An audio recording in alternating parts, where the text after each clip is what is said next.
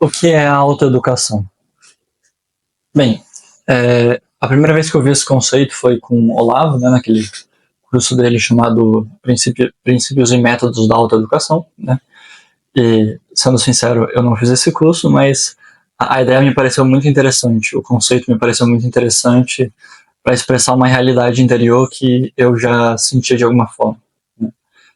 Para ser curto, a autoeducação é aquela educação, aquela trilha intelectual, aquela vida de estudos no qual o sujeito assume totalmente para si, assume maximamente para si o dever de se incentivar e dar ordem à sua vida de estudos, né? Ele não é tanto determinado externamente, mas principalmente internamente, na educação e na formação própria, né? E o que não impede que ele busque referências externas em outras pessoas, que tenha mestres, etc. Mas, por assim dizer, se a vida intelectual ela é como que um corpo que o sujeito constitui ao redor de si, né? O próprio sujeito é a coluna vertebral, é o centro, é o eixo estruturante e medular de tudo que é feito na vida de estudos, em todas as decisões, em todos os rumos que são tomados, né? E bem, a autoeducação ela se contrapõe principalmente a um currículo, né? O que é um currículo? Um currículo é uma espécie de estrutura pré-moldada no qual o qual o sujeito assume para si, né? Ou uma grade escolar, ou um sistema de ensino, etc. Todos esses elementos eles têm um arranjo, eles são um arranjo externo, né? Ao qual os quais o sujeito toma para si um dado momento e segue em algum sentido mais ou menos cegamente, né? E, bem, é claro que não há se dizer que a autoeducação é um bem absoluto ou que a formação curricular, por assim dizer, para um sistema de ensino também seja um mal absoluto, né? Há, sim, certos estágios e momentos nos quais cada um dos dois são mais ou menos aptos, né? Por exemplo, de início, é muito razoável que o sujeito seja iniciado por um currículo, né? À medida em que o currículo ele é pré-moldado não por qualquer pessoa, né? Mas por uma pessoa minimamente apta, pressupõe-se, né? E tanto mais apta for a pessoa, o sujeito que o modelou, tanto melhor vai ser o progresso que o sujeito vai ter, né?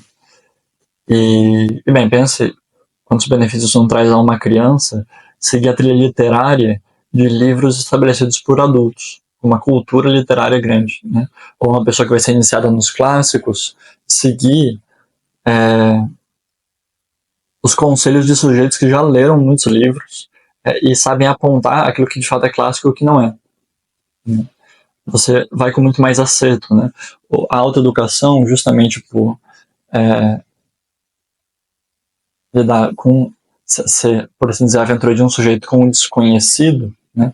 Sempre tem algo de fortuito na medida em que o que está adiante, o ponto de investimento, sempre é desconhecido ao sujeito que o está escolhendo, né?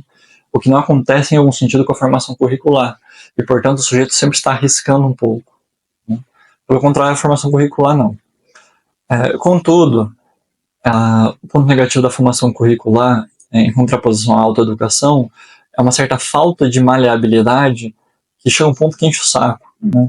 Tipo, você assume para si uma grade de estudos que, num dado momento, já não vai condizer com as suas aspirações interiores e vai ser um negócio um pouco estéril, e que vai, aos poucos, castrando sucessivamente mais aquele interesse inicial que você tinha quando você optou por aquilo, né?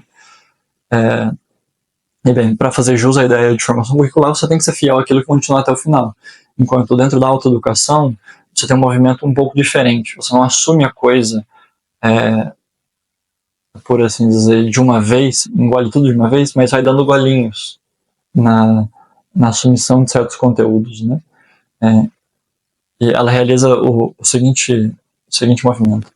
Ela, percebendo em si e tendo uma introspecção já bem formada de quais são os interesses mais íntimos do sujeito, tateia o ambiente para encontrar materiais, conteúdos, assim como própria experiência, memórias e recordações, etc., que tenham mais que ver com aquela aspiração interior.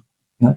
E a própria autoeducação nunca investir de início, né, e com força naquele conteúdo, mas ir aos poucos.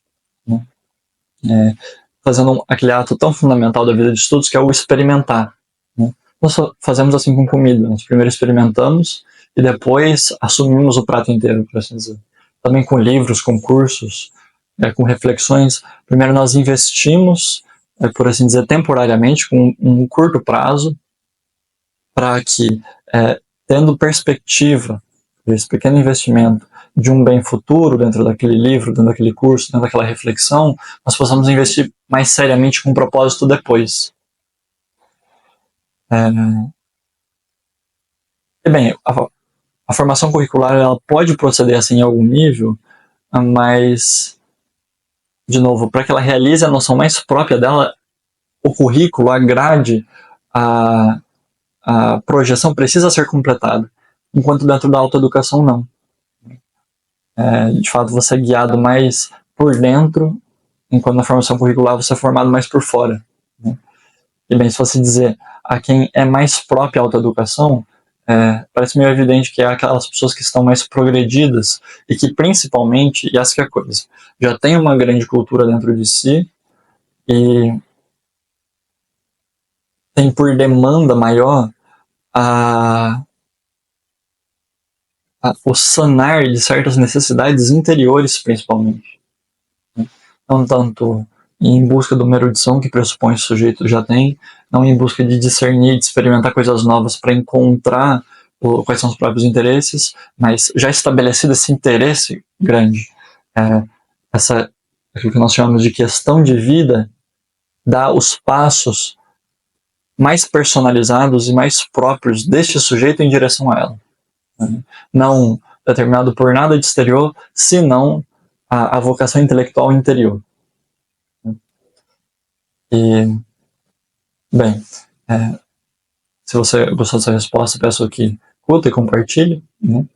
E se inscreva no canal, porque apesar de não termos perspectiva de nos tornarmos um grande canal, mas a gente quer pelo menos chegar àquelas pessoas que possam tanto ser ajudadas pelo que nós dissemos aqui, quanto também nos ajudar a evoluir na vida intelectual. Né? E caso você tenha interesse em ter um acompanhamento individual, nesses 3 aspectos, principalmente: discernir a própria questão de vida, chegar a delinear uma filosofia própria pelo diálogo socrático, e estabelecer e ser fiel a uma regra de estudos, né? Adequada à tua situação de vida particular e ao mundo moderno, né? Manda uma mensagem que nós temos esse pequeno projeto, né? São estudos e conversas absolutamente individuais, não é nada em turma, né? E, bem, se for de alguma utilidade para alguém, estamos disponíveis.